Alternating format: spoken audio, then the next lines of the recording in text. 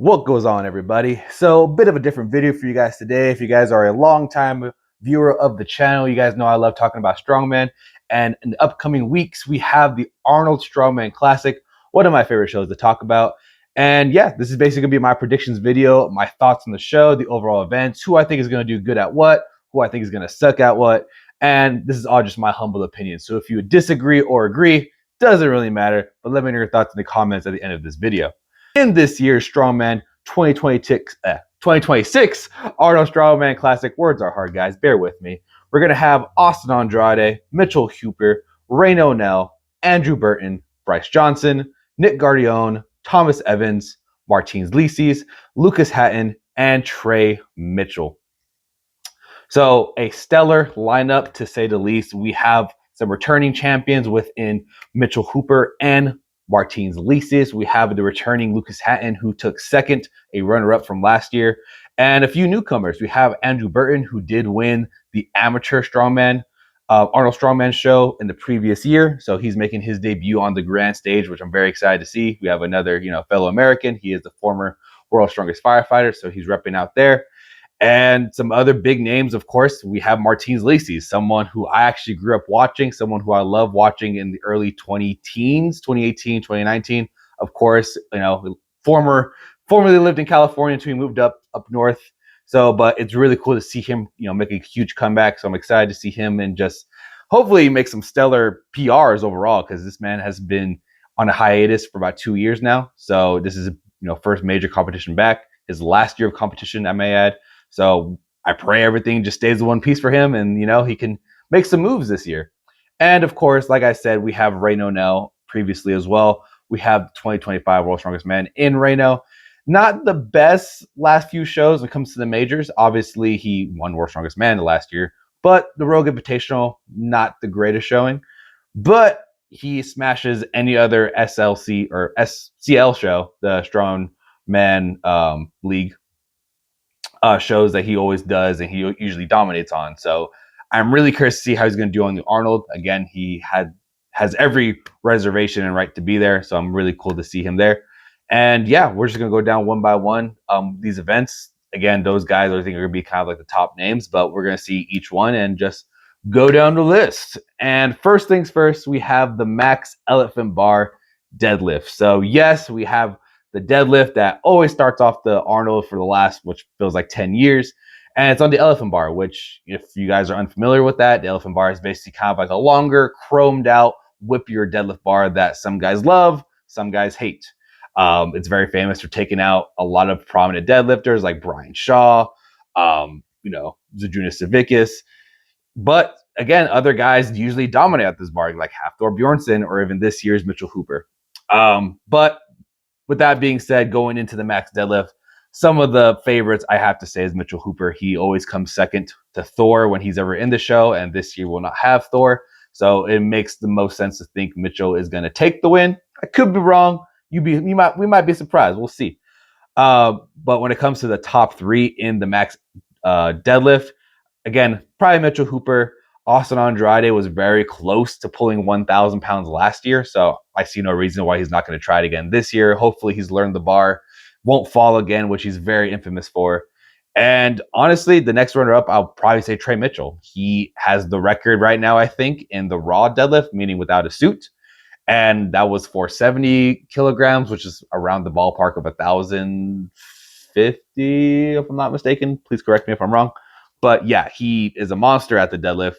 Again, whenever he pulls, it's very, very powerful, but it does sometimes not look like the smoothest lift. But at the end of the day, he finishes the lift every day. Moving on down the list, or I guess a few other mentions, honorable mentions, who I think are going to do very good at the deadlift. We have just big Bryce Johnson, who is just one big mofo, who is here to, again, make his debut at the Arnold and hopefully make some moves as well. Is he going to pull in the top three in the high nines? Hopefully. I did see a 926 pull from him. Didn't look the smoothest. It did look like pretty close to failure, but you'd be surprised what can happen in a couple weeks. I think he might pull close, maybe a little more than that number, but time will tell.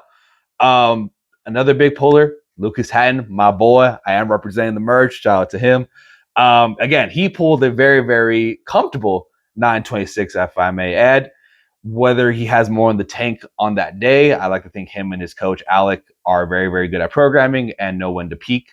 So I would not be surprised if they have a few more pounds in the tank, maybe even a 950, 970. But if you let Lucas Hatton get in that top 5 range, he's going to be a monster for that show, because that was one of his events that held him back last year from, in my opinion, taking the win. So those are a few shout outs. Guys like Reno, guys like Andrew Burton, I don't think they're going to be really much of a competition for the deadlift, just because we haven't seen them max pull in a while, if at all. But I wouldn't be surprised if they do come up with something. But I just don't. If I had to put money on it, I wouldn't say they're going to be in the contention for the max deadlift for that win. One last thing I'll say about, again, Martins Licis. He's pulled on this bar before. He's been at the Arnold before. He's won the Arnold before. I don't know if he's going to be in shape to be pulling in the mid 9s. Maybe won't even be close to 1,000 pounds. So I don't see any reason why he's going to be a high contender as well. Hopefully mid pack, if everything goes well. I don't see him causing much of an issue for the top 3 though. So, but with that being said, I would say the top 3 for the max deadlift are once again is going to be Mitchell Hooper. Trey Mitchell is going to be probably top 2, and then 3 to finish out that I would maybe put it to Bryce. Actually, no, scratch that. I'm going to go with Austin. I think Austin has the closest potential to pulling over 1,000 pounds based on his lift last year. Hopefully, he just makes a proper jump this time and doesn't, crap the bed. So, yeah, we'll see what goes with that one. Moving on, we have the Seir Dumbbell Challenge. So, a big return from what I think was in 2018, 2019, when we saw Mateus just dominate, pressing 330 pounds off his shoulder like a madman. Unfortunately, he will not be in the show, but that just shows the potential where this event could go. I think it's cool. The Seir dumbbell is one of those, very circusy looking, spectacles of strongman. I love to see it. The dumbbells are beautiful. And if they go based off the previous waves they've done this event, where it's just, you point out a dumbbell, roll in front of you and just, press, I think it's going to be cool. I don't know if they're going to do like a full-on medley and you just pick from this, wide array, or if it's going to be just, have the referees just roll it to you. I have no idea.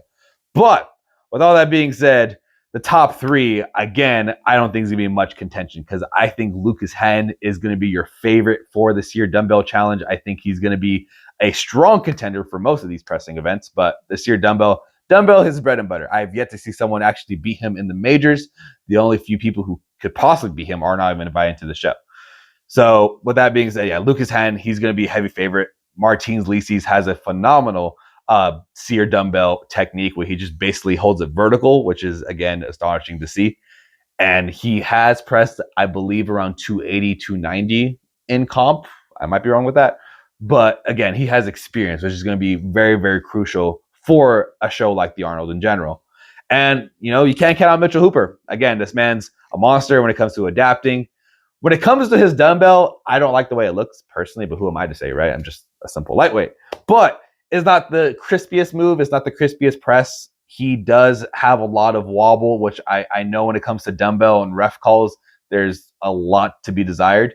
But I just hope the refs are just consistent. Hey, if you're going to give freebies to everybody. I don't want to see someone just win by the lick of their teeth and just, get something that didn't deserve a down call. But at the end of the day, if they get the down call, we shouldn't argue with the results.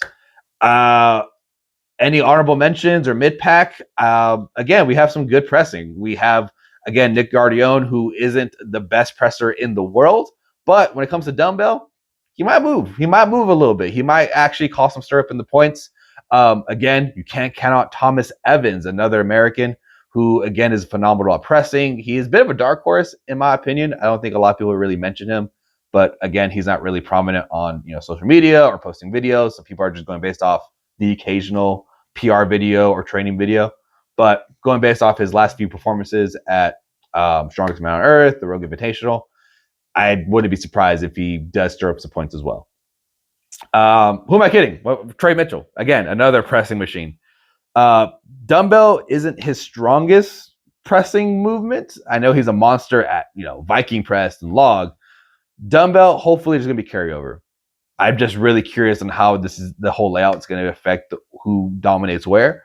But yeah, with all that being said, though, I think my top 3 for this year dumbbell, it will be Lucas Hatton, Mitchell Hooper, And I want to say Trey Mitchell and Martins. If I had to do a toss-up, I would probably put Martins over Trey just because of, again, Martins' experience with this dumbbell and with this event. So moving on. We're going to have with the third event, closing out day one, is going to be the stone to shoulder. That is going to be the Tombstone to be exact. And I just love this event. I'm a good old sucker for just getting rocks from the ground, putting on your shoulder, and, you know, just looking like a monster in front of this Arnold crowd. And I'm excited to see where it's going to go. It might be a toss-up for a lot of people. For some people, it might be time to catch up on points because people who haven't, you know, really mentioned, they might actually have the capability of moving this stone. Because guys like, again, Martins Licis, who is phenomenal at stone to shoulder, because when it comes to stones and this man in rocks, it's crazy to see. You have to see it to believe it. But again, a great masterclass at stone movement. Again, when it comes to just manipulating heavyweights off the ground, I think Austin Andrade and Lucas Hatton are going to be good contenders for this event because, again, I think they both had a decent amount of experience, not with the Tombstone specifically, but with having stone-like implements at their gyms, believe it or not. They've actually were able to purchase reloadable stones. Hopefully it's a good carryover. I like to think it is, but going based off their Atlas stone to shoulder, you know, it'd be crazy to think they wouldn't be in contention. The one red flag I have about mentioning Mitch, again, I'm not trying to knock the dude, but this is something he has zeroed in the past. He wasn't able to get the Tombstone pretty famously, actually, in front of Arnold, and it was probably one of the, you know, one of those things in his career he can probably wish he could wipe off with a blemish. But unfortunately, we have the internet, so we can't have that happen.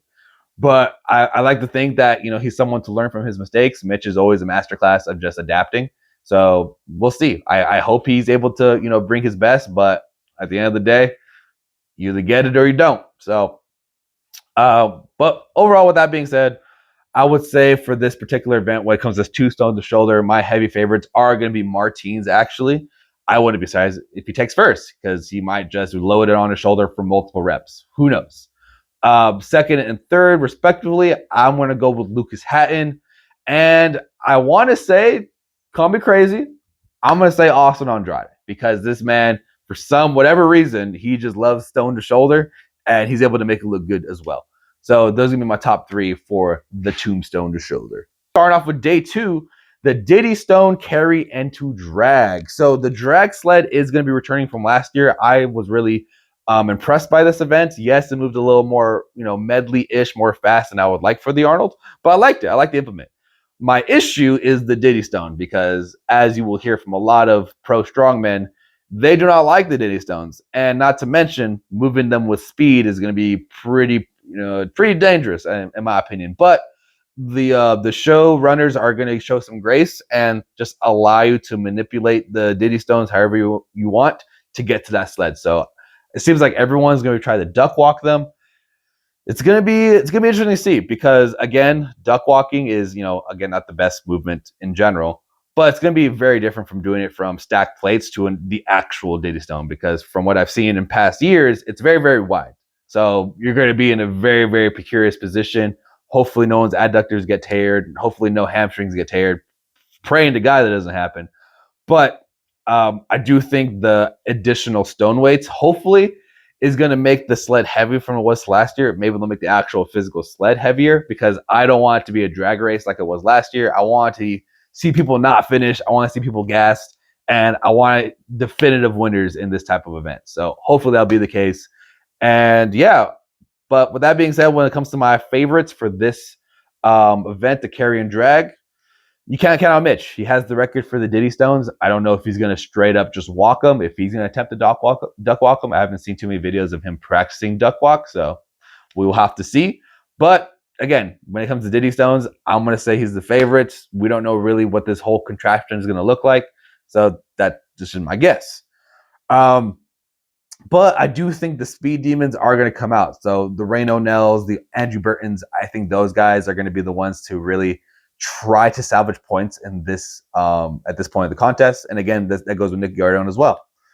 I think the big boys are going to struggle a little bit, depending on how light it is. So that includes your Austin Andrades, your Bryce Johnsons, and your Lucas Hattons. Hopefully they can, pick up some speed.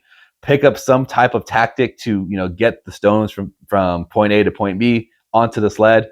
I just don't know. This is just a toss up. But again, if you're putting a gun to my head, I'm going to go with Mitch. I'm going to go with Reyno. I'm going to go with Nick as your top three. Moving on, we have a very, very, popular fan favorite, the Austrian oak. And yes, this is very, very trademark Arnold, just this big, beefy log being pressed for reps. I'm glad they're not doing it as a medley. I'm glad they're not doing it, as an add-on to something else. I think the Austrian oak is impressive enough, and it's just awesome to see. So yeah, when I mention log, I'm sure two names pop up, and that's going to be Lucas Hatton and Trey Mitchell. I think those are going to be your heavy favorites. And yeah, Lucas, he, going based off his training videos, he's able to hit 430 for 3 in about sub 30 seconds, which is insane. And that's basically the same weight as the Austrian oak. So I wouldn't be surprised if he pushes for 5 reps. Same with Trey. He has the current record tied with Zydrunas at 4. But again, I see that record going away very easily based off just the training videos I've seen. And top 3, hey, surprise, surprise, I think Mitch does stay in the game. I think he's able to. I don't think he's going to, challenge Lucas or Trey at all at this. He might get 4. I think realistically he might be in the 3 rep range, but I could see him just digging in and getting 4 reps. But I think comfortably Lucas and Trey are going to dominate the top 2 spots. And Mitchell might have to fight off guys like Austin Andrade, guys like Thomas Evans, who again is another phenomenal presser. But yeah, so it's pretty solid to say that's going to be between Lucas, Trey, and I'm going to give it a toss-up between Thomas Evans and Mitch Hooper. And we close out the show with, again, another controversial event. We're going to have the Sandbag loading race. So in past years, we've had the timber carry that's been going up a ramp. And again, another key staple. We're not bringing back the timber carry, but they're keeping the ramp. And the men in this contest are going to be able to basically try to get these heavy sandbags over the ramp and over a bar and load it. Crazy, I know, because people are not a fan of medleys, apparently, or just speedy events for the Arnold. And I get it. The Arnold is very famous for being this heavy, gritty show. And I get people are upset. But I think at the end of, 2 days of competing, 6 events in, I don't think the bags are going to be as easy as everyone is letting on. Because if I'm not mistaken, the bags are going to be ranging from 325, 350, 375. And, to the average person, that's crazy. For a lot of these strongmen, that's not too crazy of a weight to move from point A to point B, but the ramp factor plus being at the end of 6 events, I think it's going to cause some stir-up. I think it's going to cause some fatigue. Hopefully no one gets injured. Hopefully no tear biceps.